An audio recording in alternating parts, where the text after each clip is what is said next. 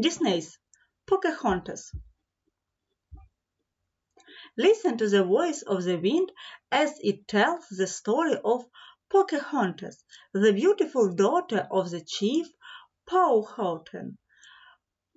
Pocahontas loved the land and the many spirits that lived in the animals, the trees, and the wind. One day Pocahontas visited Grandmother Willow, a wise old tree spirit. "My father wants me to marry the warrior Coco," Pocahontas told her, "but he is so serious, and lately I've been dreaming for a spinning arrow." Grandmother Willow knew there was great wisdom to be found in dreams. "It is pointing you down your path," she told Pocahontas. "But how do I find my path?" Pocahontas wondered.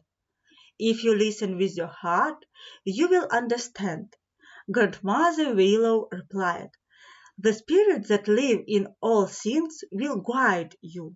So Pocahontas listened to the wind and climbed Grandmother Willow's strong branches. Off in the distance the same saw the very strange clouds. But they weren't clouds, they were the white sails for a ship bringing men from England in search of gold. As soon as the boat touched shore, a man named John Smith climbed a tree to see the wild land. There he met Pocahontas' raccoon friend Meeko. "Well, you are an odd-looking fellow," Miss said.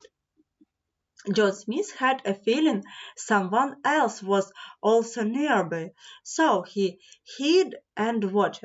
Soon Pocahontas came into view.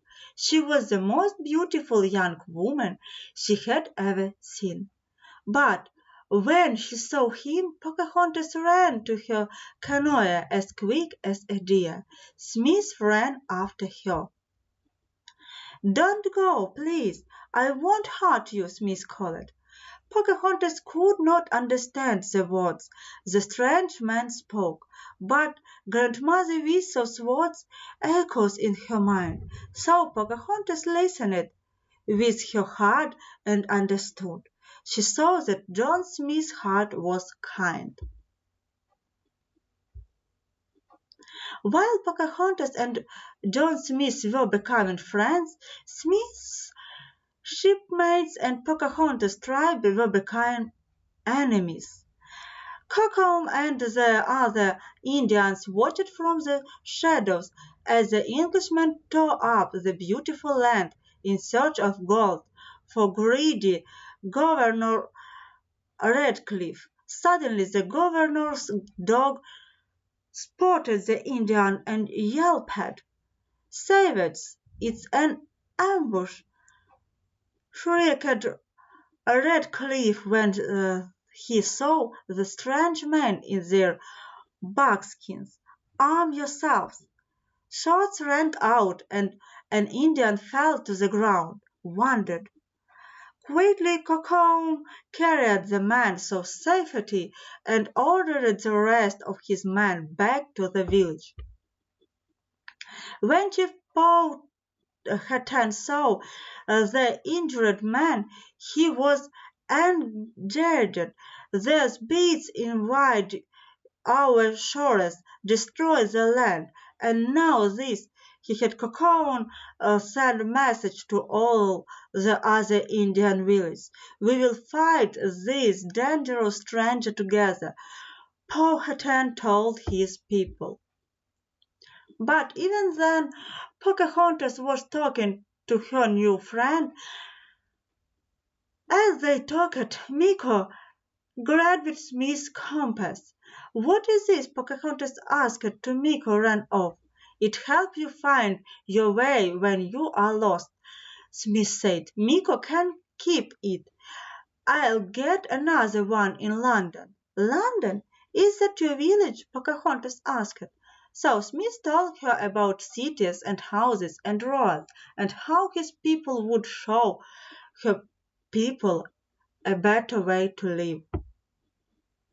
Pocahontas knew her words was more beautiful than any cities. So she showed it to John Smith and told him how her people were connected to it. She even took him to Grandmother Willow's grave. Smith was stunned. One look at this place and the man will forget all about digging the gold, he exclaimed. What is gold? Pocahontas asked, puzzled. So Smith showed her a gold coin. We have no gold here, she told him. But when Smith tried to tell Retief the Indians had no gold, their greedy men wouldn't listen. Lies, he read. We'll get that gold from them, even if we have now take it by force. The braves were just and eager to fight for their land. There must be a path that is better than fighting. Pocahontas told her father if one of the strangers was willing to talk, would you listen? Pocahontas said yes. That night Pocahontas met John Smith in Grandmother Willow's grave and asked Will to talk to her father. At first Smith refused. Then Grandmother Willow said, sometimes the right path is not the easiest one. The wisdom in the words made Smith finally agree. Pocahontas was so happy, she kissed him. Two figures watched as they kissed. One was a settler named Thomas. The other was Cocoon. Angry Cocoon changed at Smith. Cocoon, no! Pocahontas cried. Frightened Thomas fired his musket at Cocoon. Run, Thomas! Smith shouted.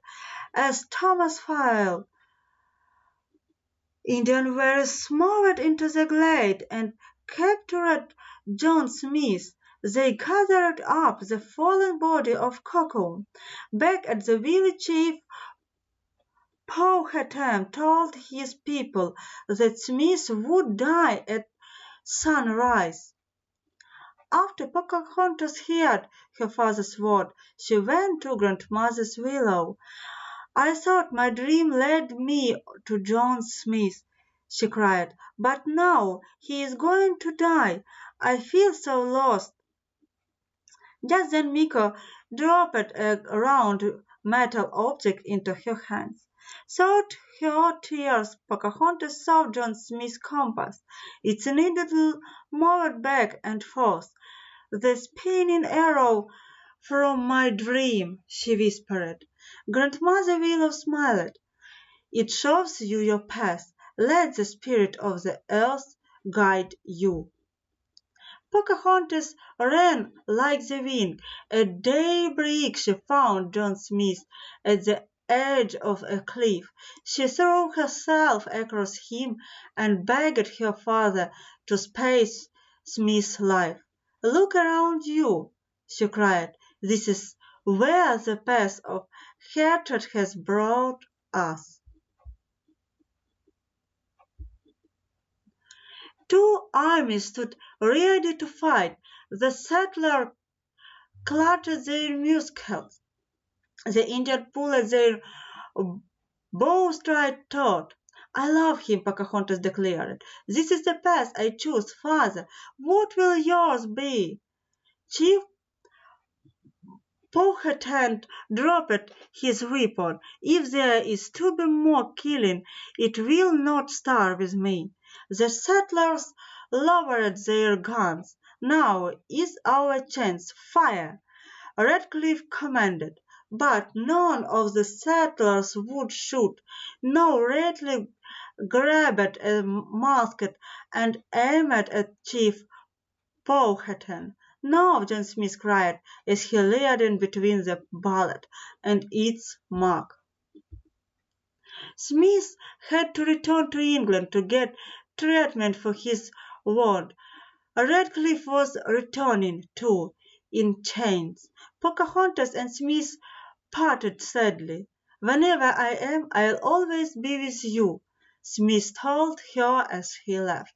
Pocahontas turned her face to the sky, but she did not cry, for she knew they would always be together in her